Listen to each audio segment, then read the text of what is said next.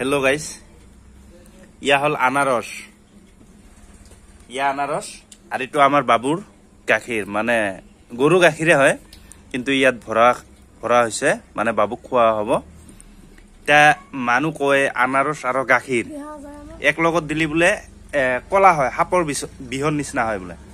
তা আমি এতিয়া এটা কাম কৰিম গাখীৰ আৰু আনাৰস এক লগ কৰিম চাও কলা হয় না নহয়। এটা কাম কৰকচোন ই এটা বাটি আনকচোন। আমি গাখীৰ গৰু গাখীৰ আৰু আনাৰস আমি এক লগ কৰিম কৰি চাম কি কলা হয় না নহয়। কথাটো মিছা না সঁচা অকমান দিয়াচোন। এনেকে ঢালি দিওঁ। ইটোত অলপ পানী মিহোৱা আছে মানে সৰু চলি পানী মিহাই দিবা লাগে নহলে বেছি হৈ যায় গ্যাস হয় বুলি কৈছে ডাক্তাৰে।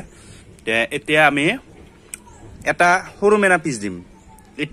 ইটো দিলি হ'ব না নহয় ইটো দি দিলো।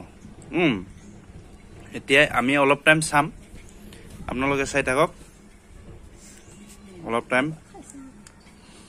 গাইজ চাওক কেনে ধৰণৰ কলা হৈ আছে।